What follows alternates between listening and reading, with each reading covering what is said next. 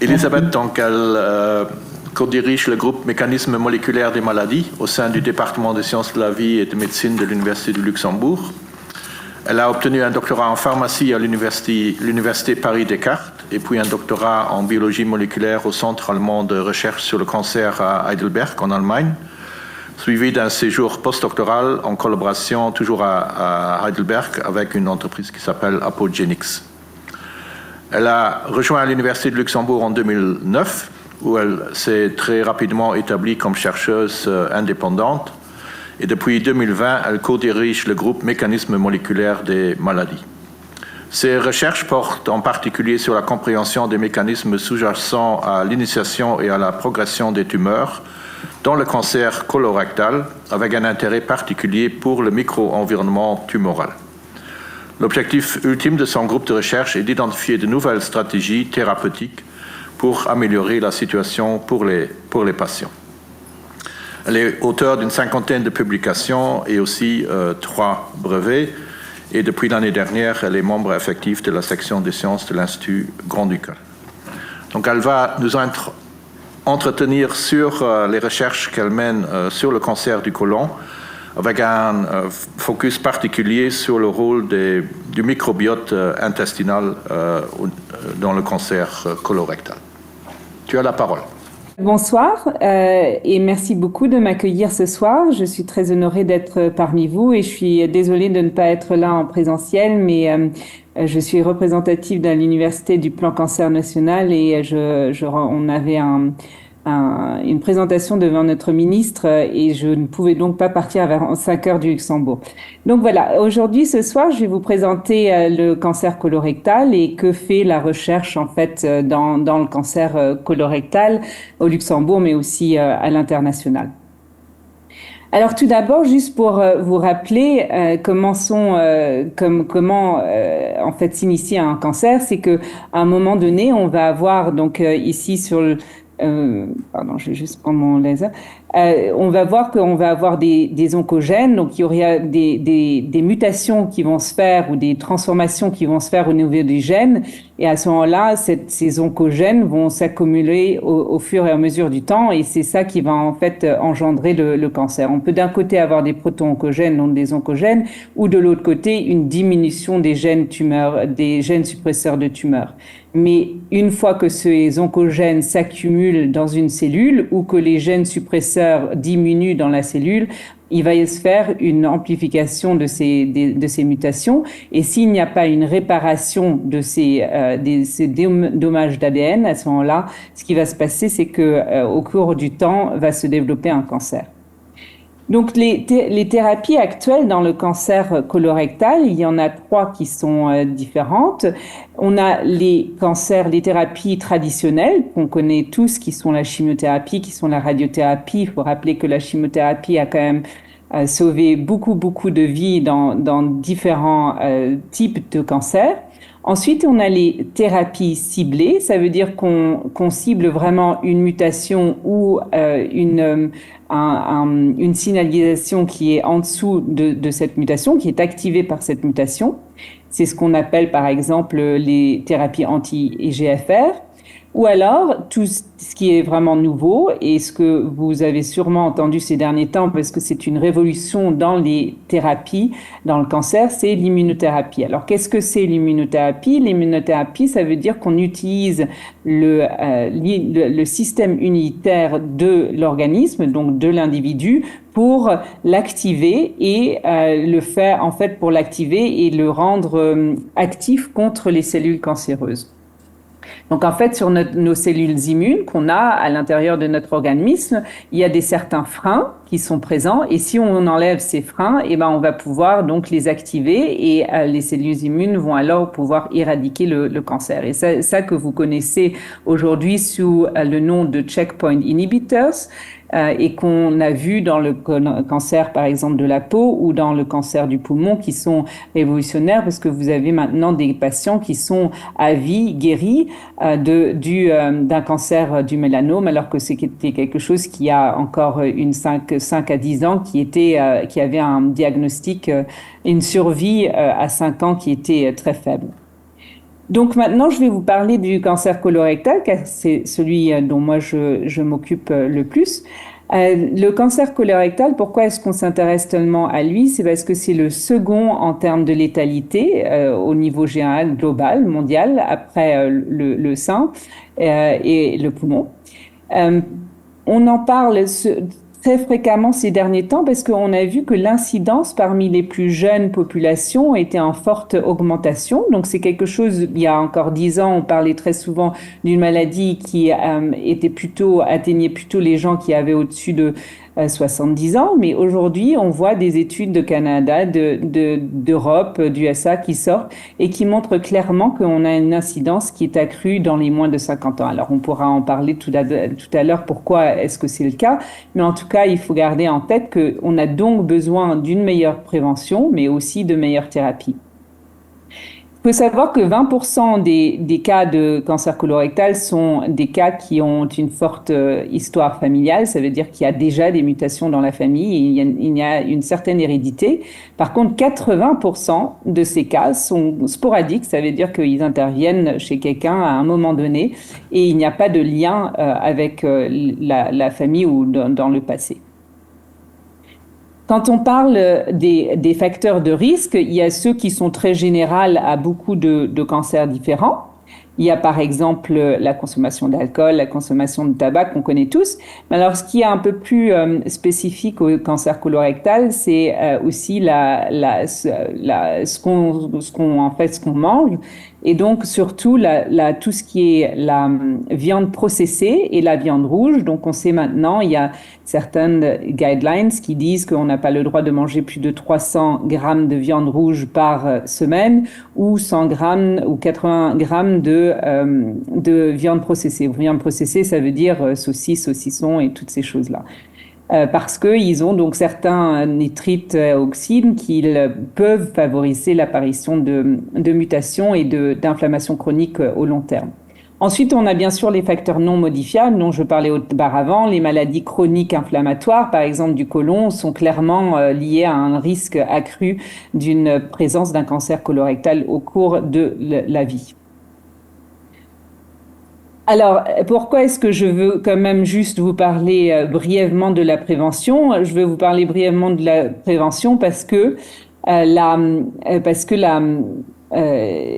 c'est clairement ce qui est le plus important. La thérapie dans le cancer colorectal, c'est vraiment la prévention qui est primordiale. C'est ce qui est le plus important car finalement, si on a une bonne prévention, on arrive ou un diagnostic qui se fait à temps, on arrive à guérir 9 cancers sur 10. Donc ça veut bien dire que plus tôt on arrive, au mieux on prévient et mieux on diagnostique à temps, mieux cela sera pour le patient. Vous savez qu'en France, par exemple, la prévention se fait très souvent sur le test FIT. Qu'est-ce que c'est que le test FIT? Le test FIT, c'est un test qui va regarder dans les matières fécales s'il y a une présence de sang humain. Donc, s'il y a une présence de sang humain, ça veut dire qu'il y a un risque de cancer colorectal. Ça ne veut pas dire qu'il y a un cancer colorectal, mais à ce moment-là, vous êtes invité à aller voir votre gastro-entérologue qui, lui, va alors faire une colonoscopie. Et dans la colonoscopie, va alors pouvoir revoir ces formations de polypes ou alors de tumeurs qui se font au cours et à mesure du temps. Donc ici au Luxembourg, le dépistage se fait à partir de 55 ans. Ça va quand même changer sous peu et aussi commencer à 50 ans. En France, le test FIT est fait chaque 2 ans. Et donc, comme dit, s'il est positif, on va alors demander aux patients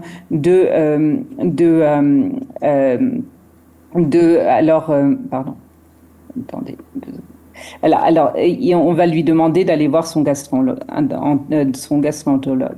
J'ai juste un problème. Ah, voilà. Pardon. Donc, dans le cancer colorectal, il y a différentes thérapies.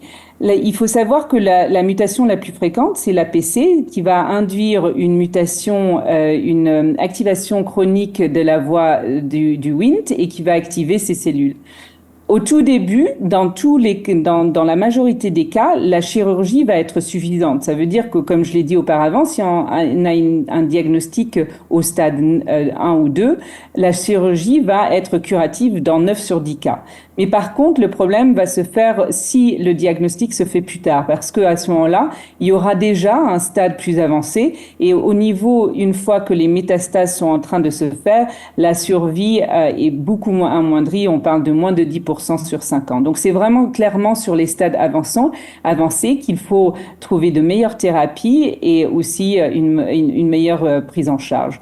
Quand on parle de la thérapie, c'est souvent la chimiothérapie qu'on préconise dans le cancer colorectal parce que, comme je vous l'ai dit auparavant, et malheureusement, contrairement au mélanome, donc le cancer de la peau ou le cancer du poumon, les immunothérapies, donc les fameux checkpoint inhibitors, ne marchent pas bien dans le cancer colorectal. Donc c'est pour ça qu'il faut absolument trouver de meilleures thérapies au long terme. Dans mon équipe de travail, on focus beaucoup sur l'environnement tumoral et donc on a 4 axes différents. La première étant d'identifier de nouveaux biomarqueurs parce que comme je vous l'ai dit auparavant, ça c'est encore une grande nécessité dans le cancer colorectal. On diagnostique trop souvent, trop tard. Ensuite, la plasticité épithéliale parce qu'on sait qu'elle est à l'origine de la résistance de certaines thérapies. Ensuite, on regarde l'environnement tumoral avec justement un accès sur le compartiment stromal. Donc, on parle très souvent de fibroblastes et vous connaissez peut-être le cancer du pancréas parce qu'on en parle souvent parce qu'il a aussi un très mauvais pronostic et qui est dû très souvent à cette présence de cellules stromales qui en fait ne permettent pas aux différentes thérapies d'accéder à la tumeur. Et nous, on s'est intéressé donc ces dernières années beaucoup au microbiote et je vais en parler sous peu. Alors, comment est-ce qu'on travaille dans mon laboratoire ? On essaye d'être toujours au plus près du patient et c'est pour ça qu'on a créé en 2011 une cohorte de cancer colorectal qui aujourd'hui inclut plus de 200 patients qu'on voit jusqu'à chaque année sur 15 ans. Et on a de ces patients des échantillons différents qu'on peut donc aussi générer dans notre laboratoire et qu'on appelle ici des petits organoïdes, donc on peut maintenir en culture et donc on peut vraiment faire de la médecine personnalisée, donc c'est ce qu'on appelle personalized therapy ou personalized medicine, pour vraiment avoir des thérapies qui sont spécifiques à un patient. Cet effort a été maintenu avec nos 4 hôpitaux ici au Luxembourg, mais aussi le LNS, notre laboratoire national, notre biobanque et bien sûr aussi des efforts par la Fondation Cancer et les patients évidemment. Donc c'est comme je vous l'ai dit auparavant, ce qu'on fait dans ce genre de cohorte, c'est que au jour du diagnostic, le chirurgien va inclure le patient avant, mais au jour de la chirurgie, on va donc avoir quelqu'un qui va collecter le tissu normal et tumoral, ainsi qu'avant, il va collecter tous ces différents échantillons. Et ça va permettre de vraiment lier les échantillons aux données cliniques qu'on utilisera en même temps et donc de vraiment poursuivre avec des axes de recherche qui sont vraiment focusés sur le patient.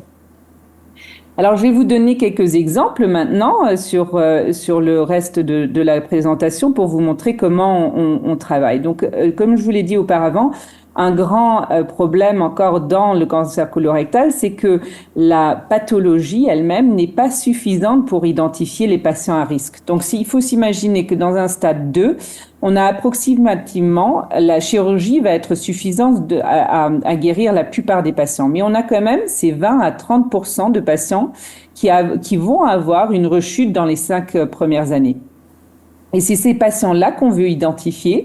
Et pour l'instant, c'est purement Le pronostic est purement basé sur la pathologie. Donc, c'est le pathologue qui regarde la tumeur, qui va lui donner la dénomination du stade, donc stade 1, 2, 3, 4.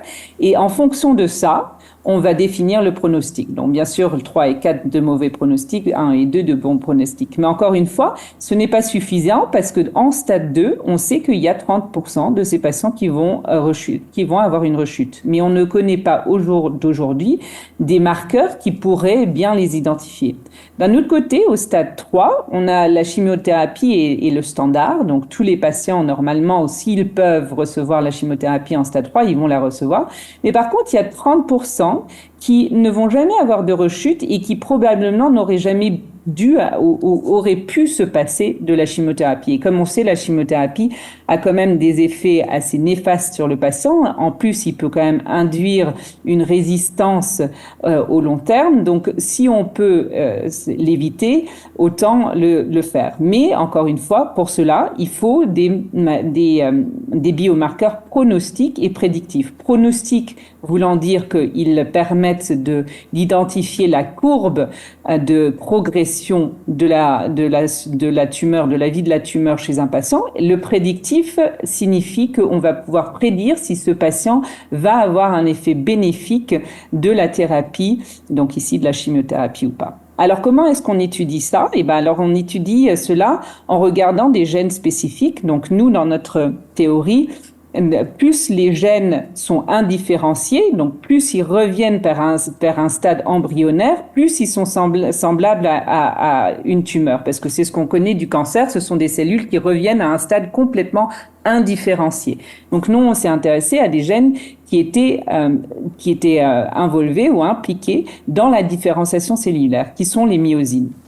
On sait que les myosines sont très importantes dans le côlon. Donc, vous avez ici dans le côlon, ça, ce sont les cryptes qu'on connaît dans le côlon. C'est donc par ici que se fait l'absorption des nutriments. Ici en bas, vous avez les cellules souches qui vont permettre la différenciation. Et plus on monte vers le haut, plus elles se différencient. Donc, on savait que les myosines étaient justement impliquées dans cette différenciation. Et on s'est dit, si on perd on avait comme hypothèse, si on perd l'expression de cette myosine, alors peut-être que nos cellules vont être moins différenciées et donc plus cancéreuses. Et c'est justement, on a utilisé notre cohorte que je vous ai montré auparavant pour montrer que cette myosine 5B était effectivement diminuée dans les cancers colorectaux au niveau de l'ARN, mais aussi au niveau de la protéine. On voyait bien qu'il y avait beaucoup de patients colorectaux qui perdaient l'expression de cette protéine. Et c'est là qu'on a donc donner un brevet parce qu'on s'est dit mais alors est-ce que ça pourrait aussi avoir un effet pronostic, et effectivement c'est exactement ce que je vous montre ici. Donc ceci c'est une Kaplan-Meier curve. Sur l'axe Y vous avez la rechute, donc la relapse-free survival. Plus la courbe est haute, plus les patients ont un bon pronostic, donc mieux c'est. Et tous les patients qui sont ici en haut en vert ont une forte expression de la myosine 5B, alors que ceux qui sont en bas, qui ont un mauvais pronostic, donc ils vont avoir un moins bon cours de vie à cause de leur tumeur, ont une faible expression de la myosine 5B. Donc ça, c'est typiquement ce qu'on appelle un marqueur pronostic. La prochaine question qu'on s'est posée, c'est est-ce que ce marqueur peut aussi avoir un effet prédictif? Et c'est pour cela qu'on est revenu vers notre cohorte que je vous ai montré auparavant et on l'a divisé entre des patients qui recevaient une chimiothérapie et ceux qui ne recevaient pas. Donc on a en rouge ici ceux qui ne reçoivent pas de chimiothérapie et en bleu ceux qui reçoivent la chimiothérapie. Je vais vous demander de vous concentrer sur ceux qui ont une forte présence de la myosine 5B. On ne voit aucune différence. Que le patient reçoive la chimio ou pas, il n'y a pas de différence au niveau de la rechute. Alors que si je regarde ceux qui ont une faible expression de la myosine 5B, je vois bien que ceux qui n'ont pas reçu de chimiothérapie ici en rouge, ils ont un pronostic qui est très très mauvais. Ça veut donc dire que les patients à haut risque, donc qui sont faibles en protéines myosine 5B, devraient être traités Et ceux qui sont en low risk patients, donc ceux qui sont avec la forte expression de la myosine 5B, vont pas forcément avoir de bénéfice de la chimiothérapie. Donc ça, c'est clairement ce qu'on appelle un marqueur prédictif. Et c'est quelque chose que nous avons donc finalisé il y a 2 ans. On a maintenant un brevet dessus et on essaye maintenant de l'amener vers la clinique avec vraiment générer un test clinique qui pourrait être utilisé à un moment donné sur le patient. Donc voici ce qu'on peut faire donc avec ce genre de cohorte qu'on a établi ces dernières 10 années ou même 15 années. Et maintenant, je vais vous montrer donc comment on continue maintenant à comprendre mieux le mécanisme de ces tumeurs. Et donc, je vais passer les 5 dernières minutes à vous parler de l'environnement tumoral. Alors, il faut savoir que dans cet environnement tumoral, on n'a pas que des cellules cancéreuses. Pendant des années, les chercheurs qui ont regardé les tumeurs se focalisaient complètement sur les cellules cancéreuses. Or, les cellules cancéreuses se trouvent dans un environnement tumoral où il y a beaucoup plus que juste des cellules cancéreuses. Il y a des cellules immunitaires, il y a le microbiote et il y a aussi les fibroblastes dont j'ai parlé auparavant. Et c'est en fait tout cet environnement-là qui va favoriser ensemble la progression de la tumeur. La cellule cancéreuse, sans tous ces aides-là, ne parviendrait pas à proliférer. Et donc là, je vais vous parler aujourd'hui du microbiote parce que c'est quelque chose, c'est un nouvel axe de recherche qui s'est développé il y a une dizaine d'années, qui est encore assez jeune et on manque encore un peu de compréhension à quel point en fait ce microbiote est important. Alors tout d'abord, je vais vous montrer ce qu'on a fait sur notre corps pour revenir sur nos échantillons humains. Donc ici, en orange, vous avez les patients atteints d'un cancer colorectal. En bleu, les matching controls, donc des contrôles, une cohorte contrôle.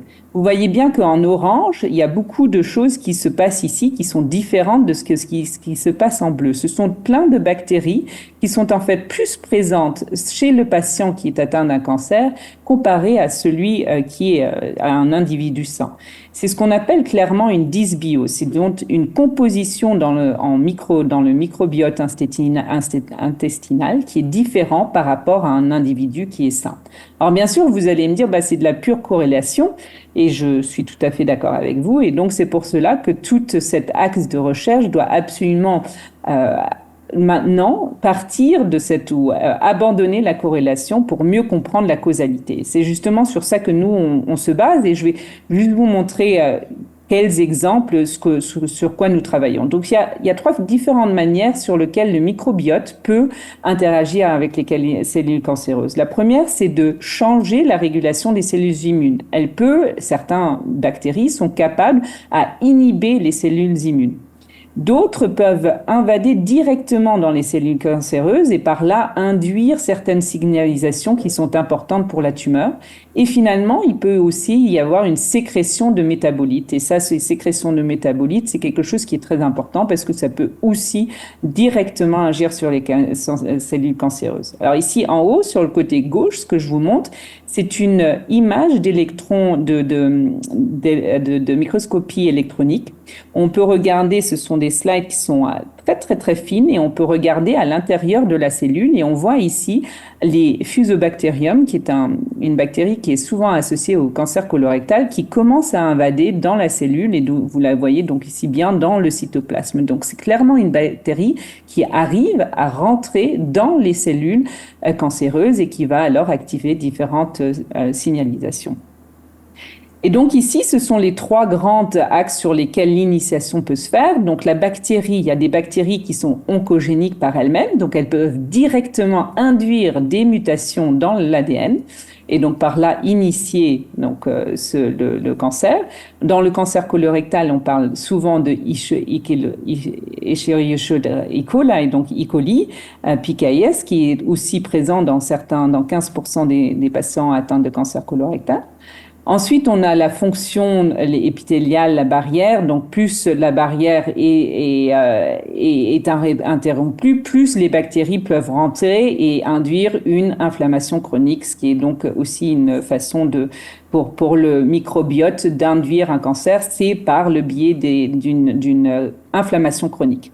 Donc nous, ce qu'on a vu dans notre labo, c'est qu'on utilise des microfluidiques. C'est un système qui est développé par notre partenaire à l'université, qui est donc au milieu en fait des cellules épithéliales. Et au-dessus, vous avez des bactéries qui, comme dans notre intestin, sont tout le temps en train d'avoir un flux continu de bactéries. Et on a identifié effectivement certaines métabolites qui étaient plus présents quand la bactérie et les cellules cancéreuses étaient ensemble, comme ici le formiate. Donc je veux juste montrer qu'on a pu valider ce formate et le fusobacterium. Il induit effectivement plus les cellules cancéreuses souches que nous connaissons et que nous savons qui sont importantes dans le cancer colorectal. Donc dans cette étude, grâce à des microfluidiques, on a pu comprendre comment une bactérie, donc dans ce cas-ci le Fusobacterium nucleatum, pouvait interagir, induire différentes signalisations dans la cellule cancéreuse pour favoriser les métastases, la dissémination des métastases. Donc maintenant, je vous ai montré comment les bactéries peuvent induire un cancer. Et maintenant, j'aimerais juste prendre les dernières 2-3 petites minutes pour vous montrer qu'on peut aussi réfléchir à comment utiliser le microbiote pour générer de nouvelles stratégies thérapeutiques pour certains cancers. Donc c'est vraiment comment utiliser le microbiote pour le bien du patient. Et donc, une façon dont on peut changer notre microbiote, c'est la nourriture, c'est l'alimentation, comment on s'alimente. Donc, à chaque fois que vous vous alimentez avec certains aliments, vous allez changer votre microbiote. Il y a certaines bactéries qui préfèrent certains ingrédients et qui vont donc proliférer plus si vous leur donnez certains aliments. Nous, dans notre labo, on a étudié beaucoup d'alimentations différentes, mais une que je vais vous montrer aujourd'hui, c'est le cétogène, le régime cétogène. Alors, qu'est-ce que le régime cétogène, que vous connaissez sûrement tous très bien? C'est en fait un régime qui est enrichi en graisse et qui est faible en carbohydrates. Et par rapport à une alimentation normale. Et notre question, c'était est-ce qu'un régime cétogène peut induire un effet antitumorigénique par le biais du microbiote? Donc, juste pour vous rappeler, normalement, notre organisme utilise surtout le glucose. Le glucose vient des carbohydrates, donc pâtes, pommes de terre, nouilles, toutes ces choses-là. Et normalement, vous avez donc ce passage du glucose qui va aller dans la chaîne respiratoire. Alors que quand on passe par les lipides, on va aller dans le foie, et dans le foie, on va avoir la production des trois produits cétogènes, dont le 3-hydroxybutérate qu'on appelle 3-HB. Et ça se fait donc dans le foie.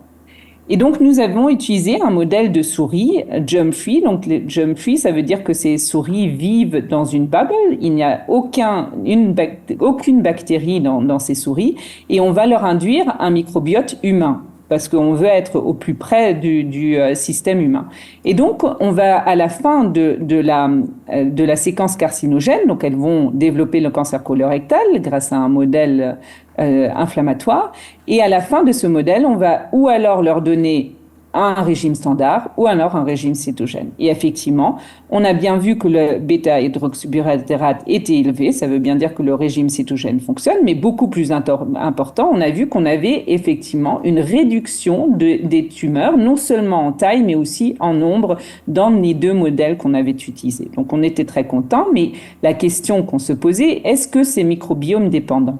Alors, si vous voulez répondre à la question « est-ce que c'est microbiome dépendant ?», vous faites une transplantation des matières fécales d'une souris vers l'autre. Donc, dans une expérience 1, ma souris 1 a reçu l'alimentation normale, la souris 2 a reçu le régime cétogène.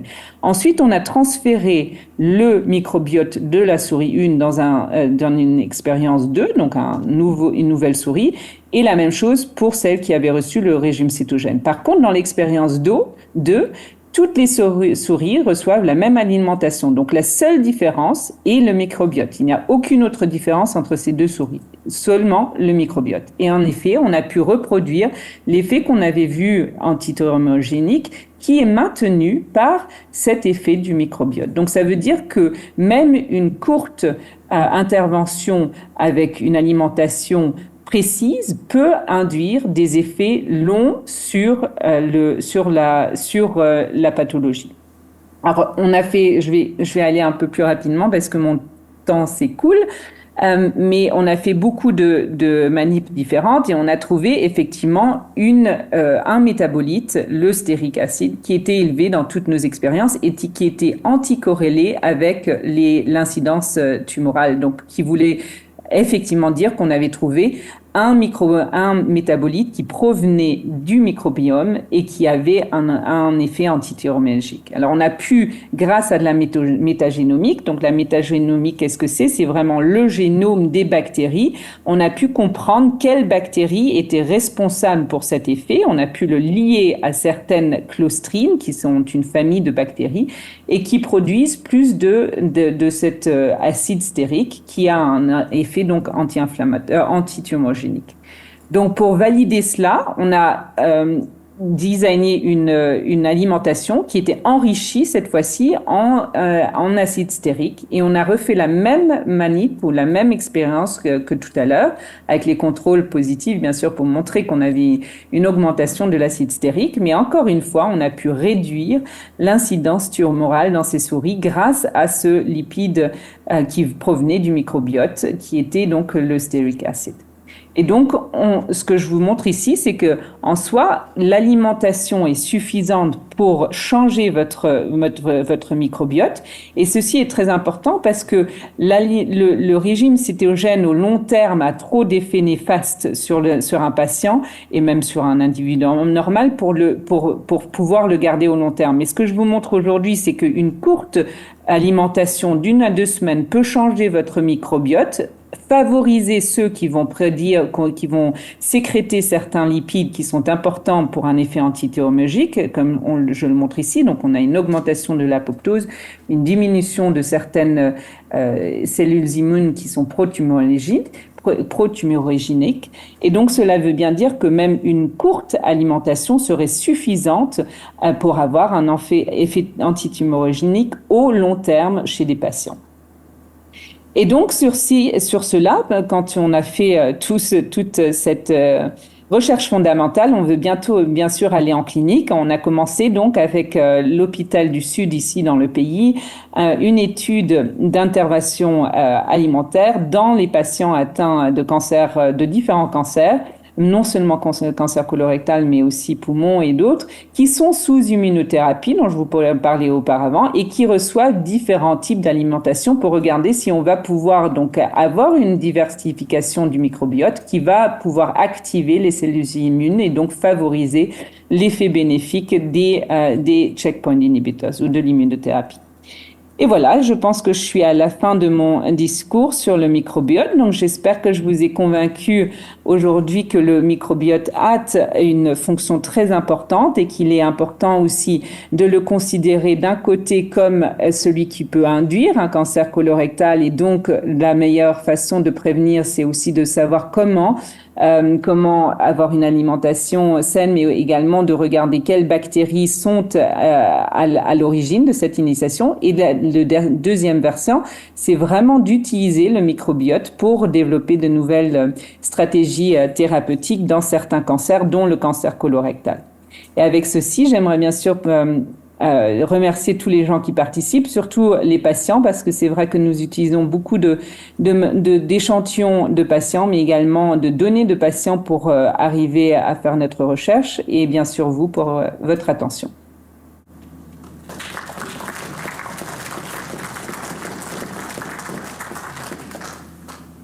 Et la parole à Jean-Dominique, qui est le modérateur.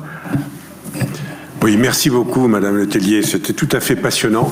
Pour moi, qui ai un passé de gastro-entérologue, qui ai aussi travaillé sur le dépistage du cancer colorectal, mais qui s'est beaucoup intéressé dans sa carrière à l'interaction entre une bactérie, Helicobacter pylori, et le cancer gastrique. Là, on a une bactérie qui est acquise de l'extérieur, qui ne fait pas partie des bactéries, on va dire, commensales, et qui induit le cancer par différents mécanismes. Là n'est pas le sujet.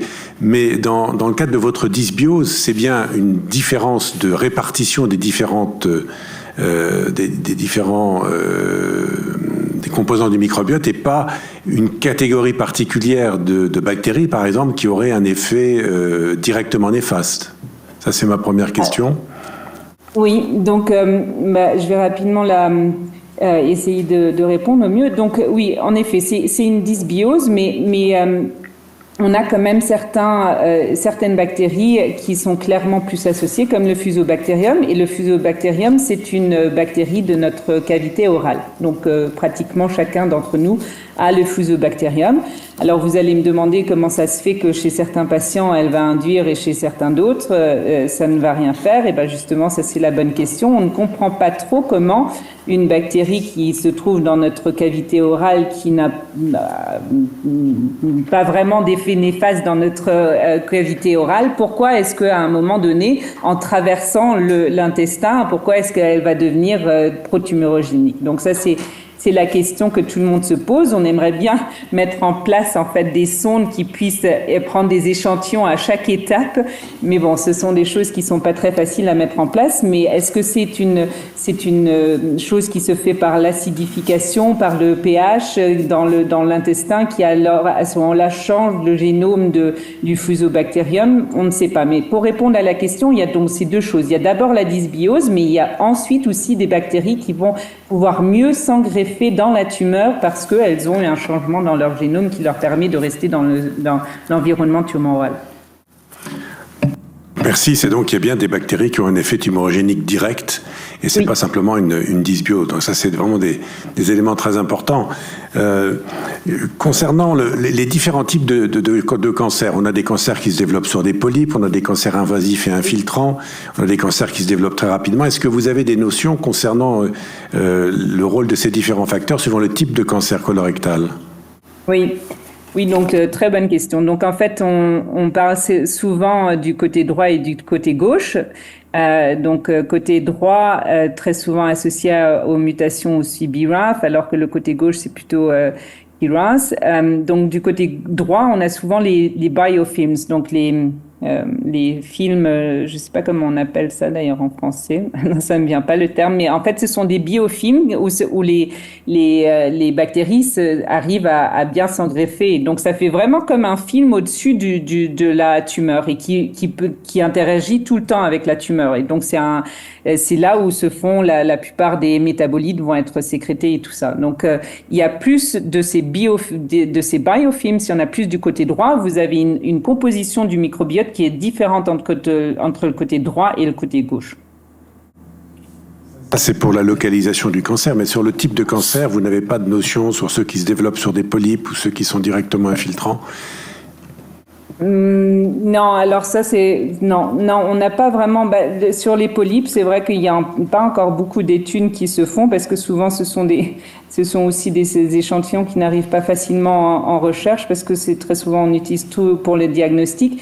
Et puis il faut aussi pour la recherche dans le microbiote est quand même encore assez nouvelle. Il faut mettre en place, pour ceux qui ont peut-être suivi, il y a eu beaucoup de critiques ces derniers temps dans le cancer, dans la recherche sur le microbiome, parce qu'il faut mettre en place plein de contrôles dans les salles d'opération pour vraiment être sûr que ce n'est pas une contamination par l'environnement.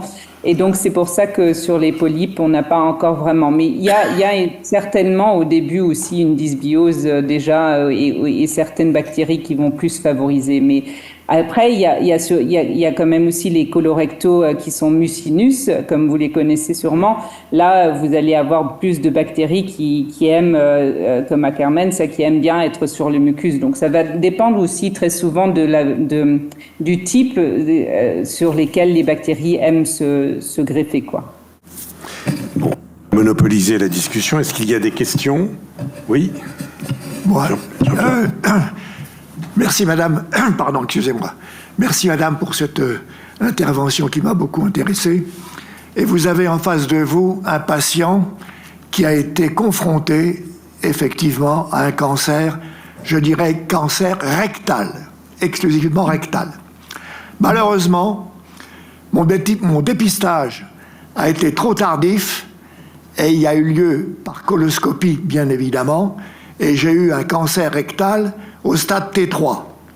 Donc vous voyez bien, stade très mauvais pronostic.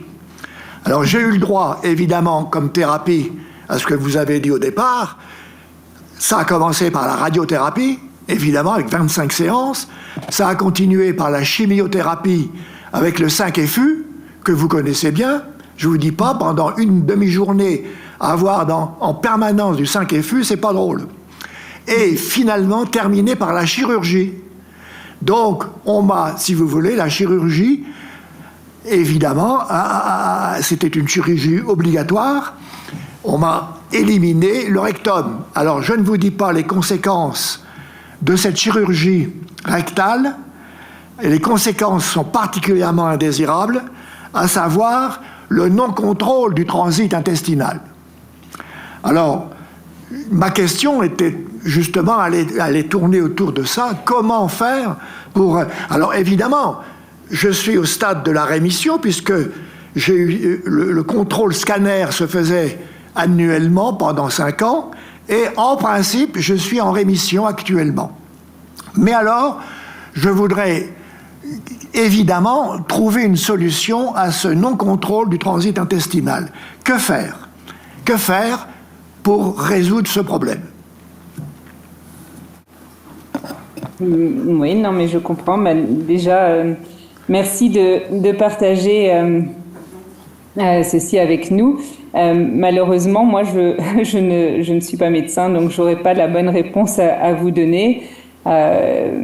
Je peux juste vous dire que le cancer rectal, c'est la procédure est normalement exactement celle que vous expliquez. Donc normalement, c'est il y a une thérapie néoadjuvante et c'est ce que vous avez décrit. Donc on a normalement la chimio, la radio avant pour justement réduire et pour que la résection soit la plus efficace possible. Donc c'est le traitement normal dans le cancer rectal, alors que quand c'est plus le côlon qui est visé, on a normalement la chirurgie se fait sans néoadjuvant.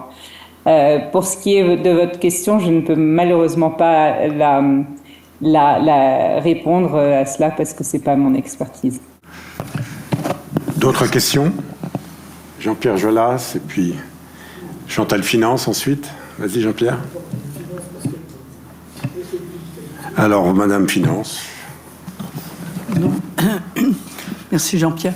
Merci Madame pour votre présentation, comme il a été dit, particulièrement intéressante. Et c'est vrai que ça ouvre beaucoup de champs. Et en particulier sur le microbiome, qui est assez d'actualité. J'ai été dans un groupe d'experts qui a travaillé sur le problème des transplantations fécales et sur tous les contrôles, bien sûr, sécurité virale et autres, qui sont indispensables donc avant de procéder à cette transplantation fécale. Vous nous avez parlé du rôle du Fusobacterium. Est-ce qu'on peut penser qu'il y aurait d'autres bactéries que le Fusobacterium qui pourraient être aussi impliquées dans ce rôle tumorigène? Et puis, ma deuxième question, ou en prolongement, est-ce qu'on pourrait imaginer une transplantation fécale chez des patients qui auraient eu un diagnostic, bien sûr, relativement précoce? Oui, donc pour répondre à la première, oui, il y a d'autres bactéries. Donc comme je l'avais dit pendant l'exposé, le E. coli, il y a une sorte d'E. coli qu'on appelle PKS, qui ont un island qui est très spécifique et qui, eux, sécrètent la colibactine. Et la colibactine induit directement des dommages de l'ADN. Donc, elle fait tout de suite des double strand breaks. Donc, elle induit vraiment des dommages de l'ADN qui vont donc engendrer un cancer.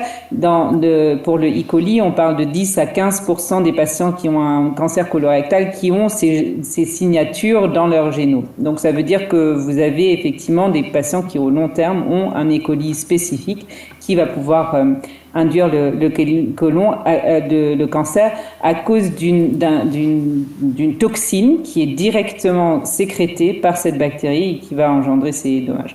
Donc pour la deuxième question, c'est une très bonne question. Donc les fecal material transplantation, c'est quelque chose qui est devenu très à la mode. On en parle beaucoup. Et surtout, pourquoi est-ce qu'on en parle beaucoup? Parce que d'ailleurs, c'est des études qui viennent notamment de France. En 2018, il y a eu 3 science papers qui sont sortis side by side, qui sont venus, une de France, de Paris, de Laurence Zitvogel, au Gustave Roussy et 2 des États-Unis. Et les 3 études montraient que c'était pas du cancer colorectal, c'était du mélanome et encore un autre cancer. Et ils montraient que les patients qui sont sous immunothérapie ont une certaine composition du microbiote donc ils ont besoin d'une certaine composition du microbiote pour que l'immunothérapie soit efficace. Et donc, ils ont montré, dans ces 3 études, par contre, on avait espéré trouver des bactéries qui seraient en commun entre ces 3 études, qui allaient montrer que quand on avait ce genre de bactéries, on serait plus favorable à avoir une réponse positive à l'immunothérapie. Malheureusement, les 3 études ont identifié des bactéries complètement différentes. Donc, ça veut dire que c'est pas forcément la bactérie elle-même qui est importante, c'est peut-être plus la composition de la bactérie ou alors les métabolites qui sont sécrétés. Et donc, mais à la suite de ces études, bien sûr, il y a eu tout un hype autour des fecal material transportation, et l'idée, c'était de prendre donc un patient qui répondait à l'immunothérapie, de prendre les matières fécales et d'en faire de la poudre et de la donner à un patient qui ne répondait pas. C'est des études qui ont été faites à gogo dans la souris et qui marchent très très bien. Donc on prend une souris qui répond, on prend la matière fécale, on la met dans une souris qui ne répond pas à l'immunothérapie et elle se met à répondre.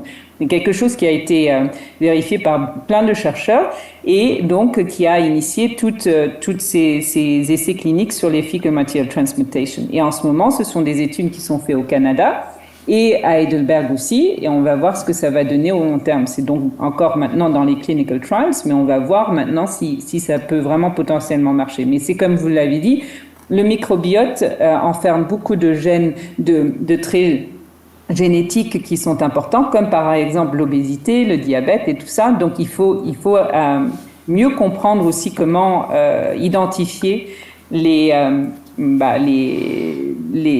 problèmes que ça pourrait engendrer, donc, et pour mieux pouvoir le contrôler au long terme. Mais ces études sont en train, comme je l'ai dit, au Canada, aux États-Unis et en Allemagne. Jean-Pierre ? Oui, comme j'y connais rien, je vais poser la question. Est-ce qu'on s'intéresse aux virus qui seraient commensals des bactéries ? Est-ce qu'on s'intéresse aux virus qui sont des virus qui vivent dans les bactéries normalement ou qui les détruisent ou les bactéries sont les vecteurs de ces virus qui peuvent déclencher, je pense, un cancer? Oui, alors de toute façon, quand on parle de microbiome, moi je vous ai parlé surtout des bactéries, mais le microbiome, c'est un grand mot qui complète en fait tout ce qui est aussi champignons et tout ce qui est aussi donc fungi et aussi les virus. Vous pouvez très bien avoir aussi des bactéries, des virus qui vont engendrer cela. Mais oui, tout à fait, oui. Oui, s'il vous plaît. Oui, merci pour votre bel exposé. Je voudrais signaler qu'il y a un peu plus de 20 ans, mon étudiante qui s'appelait Cindy Baldwin avait mis en évidence in vitro une synergie entre le 5FU et un mélange de bactéries et probablement des petits champignons dont le mélange secret. Et elle avait mis en évidence une synergie toxique vis-à-vis d'une lignée de cellules de tumeurs du côlon. Alors, je voudrais savoir si on ne pourrait pas envisager, ou si ça a peut-être été fait, de donner à des gens qui subissent une chimiothérapie contre ce type de tumeur, avec un régime alimentaire basé sur le type de yogourt que j'avais utilisé, dont je ne connais pas la composition, je le répète, c'est sous brevet. Voilà, je pense que ça pourrait être un traitement simple, relativement bon marché et sans doute efficace. Oui, donc en fait, ce genre dont vous parlez, je suppose que ça nous emmène vers les probiotiques. Oui, exactement. Donc voilà, les probiotiques, donc juste pour l'audience, les probiotiques, ce sont des bactéries, des life bacteries, donc des bactéries qu'on va utiliser pour les donner aux patients et qui vont engendrer des effets bénéfiques. Alors oui, bien sûr, et les probiotiques, c'est un hype dans l'industrie aussi. Par contre, je dirais quand même que 99,9% des probiotiques, malheureusement, n'atteignent jamais le côlon. Ils restent dans le small intestine, donc ils s'arrêtent en fait avant. Donc c'est dans la plupart des cas, c'est difficile à imaginer comment ils pourraient vraiment avoir un effet sur la tumeur, selon moi, c'est mon opinion. Oui, vous avez raison. Après, moi, c'était in vitro. Oui, mais après, par contre, vous avez tout à fait raison.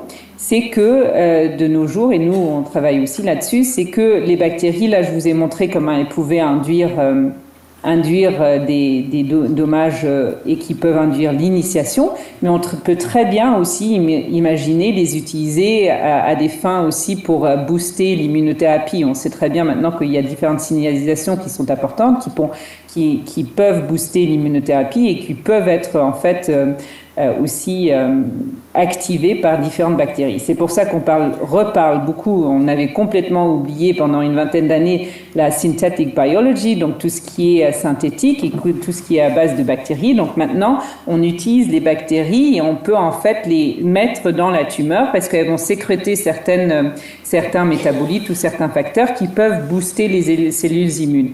Et donc, je vous donne juste un exemple. Là, il y a encore récemment un papier qui est sorti. En fait, les bactéries ont un certain système qui fait en sorte qu'elles peuvent pousser dans la tumeur et à un moment donné, quand elles vont avoir une certaine croissance, elles vont relarguer tout leur contenu dans la tumeur. Et donc ça, c'est fantastique parce que vous pouvez en fait prendre la bactérie comme un backbone, mettre le gène, le surexprimer comme vous le voulez, le mettre dans la tumeur. La tumeur, il va donc, grâce à ce circuit lysis system qu'il a, il va pouvoir grandir la bactérie. À un moment, elle va tout décharger, mais au lieu que ce soit fini, elle va se remettre à pousser. C'est comme si vous aviez une pompe osmotique dans votre tumeur. Donc c'est assez fantastique et ça, c'est sûrement les nouveautés de ces derniers mois, c'est sûrement ça. On revient vers la synthetic biology avec des engineered bacteria. Donc, on prend les bactéries comme backbone pour relarguer certaines choses dans la tumeur. Merci. Vraiment passionnante cette conférence qui nous montre qu'on est en plein développement sur un cancer qui est très très fréquent, comme vous le disiez. Et y a-t-il encore des questions ? Alors, si je peux me permettre une dernière allusion au régime cétogène, on en parle beaucoup dans le cancer du régime cétogène. Ce qui m'a beaucoup intéressé, c'est le fait que ce régime, dans une courte période, pourrait avoir un effet. Est-ce que vous avez une idée du moment où il faudrait l'administrer et du moment où il serait le plus efficace? Par exemple, dans la prévention de la récidive ou dans le cas où il y a des métastases? Oui, ça c'est une très bonne question, mais on travaille encore là-dessus. Donc, juste pour clarifier deux choses, je ne prétends absolument pas que le régime cétogène est une manière de thérapie dans le cancer du côlon, parce que très très souvent on me dit après, mais on va tous se mettre sous régime cétogène et le monde sera merveilleux. Non, c'est pas le cas. Le régime cétogène a énormément d'effets secondaires sur le foie. C'est une catastrophe au long terme, donc c'est absolument pas. Et de toute façon, au long terme, c'est impossible à gérer pour un patient comme régime, ce n'est pas gérable. Donc, ce qui est intéressant dans cette étude, c'est que seulement le microbiote peut être changé en un laps de 1 à 2 semaines par l'alimentation. Donc, on pourrait très bien imaginer avoir une alimentation de 2 semaines, avoir un long effet comme je vous l'ai montré dans mon étude, et ensuite de revenir vers un régime normal, et après 1 mois, 2 mois, refaire un boost de 2 semaines. Alors, si vous me demandez dans quel stade c'est le mieux, donc moi je vous ai clairement montré que c'est important dans la thérapeutique. Il y en a peut-être qui montrent que c'est important dans la prévention. Encore une fois, je ne crois pas du tout à ça parce que au long terme c'est impossible et il y a trop d'effets secondaires. Je pense qu'effectivement c'est comme vous le dites, une fois qu'on serait, donc on collabore avec un gastro-entérologue aussi, un oncologue et gastro-entérologue en Allemagne, et lui il suit ses patients qui met en fait, une fois ils ont une résection dans son cas cas, c'est des métastases. Une fois qu'ils ont la résection de métastases, 2 semaines après, ils commencent leur régime cétogène. Ils prennent 2 semaines, ils font une pause. Ils reprennent après 1 mois. Donc, c'est comme ça que j'imagine au long terme. Mais après, on travaille encore dessus, on est encore loin, mais je pense qu'il est important de faire ces études, vu qu'on a maintenant beaucoup plus de connaissances sur le microbiome. On peut beaucoup mieux imaginer maintenant que l'alimentation ou des dietary guidelines pourraient être très importantes pour les cancers, et on n'en a pas encore aujourd'hui. On n'a pas vraiment de diététicienne qui est tout le temps à l'hôpital à dire aux patients comment il faut se nourrir pendant la chimiothérapie, comment il faut se nourrir pendant l'immunothérapie. Je pense que c'est ce genre d'études, ça va vraiment nous amener à plus comprendre et à mieux gérer cela. Juste pour finir, chez les enfants qui ont des épilepsies, le régime cétogène est souvent utilisé parce que ces enfants ont montré que quand ils sont sous régime cétogène, leurs épilepsies sont beaucoup moins fortes. Donc les crises d'épilepsie sont moins fortes. Et dans l'épilepsie, chez ces enfants-là, on voit bien qu'il y a des répondeurs et des non-répondeurs. Et ici, dans l'alimentation, on pourrait très bien imaginer la même chose. On voit très bien dans notre étude qu'il y a des répondeurs et des non-répondeurs. Donc maintenant, à nous de découvrir d'un côté quand est-ce qu'on doit le donner aux patients, comme vous l'avez posé dans votre question. Est-ce que c'est après la récidive, combien de fois et tout ça. Donc ça, ce sont des questions. Mais aussi, est-ce que le microbiote inhérent, intact au patient au début, peut prédire si le patient va répondre à tel ou tel régime alimentaire, à tel ou tel que le régime cétogène, ou peu importe quel régime. Donc, je pense que cette réponse se trouve aussi dans le microbiote. Donc, il y a autant à découvrir sur comment identifier celui qui va répondre grâce à son microbiote, autant à découvrir quand il faudrait donner quand le mettre sous les différents régimes alimentaires. Je voudrais vraiment vous remercier pour la clarté de vos explications sur un sujet qui est très pointu. Vous féliciter pour vos travaux et vous encourager évidemment à les poursuivre. Et merci pour votre conférence. Merci beaucoup.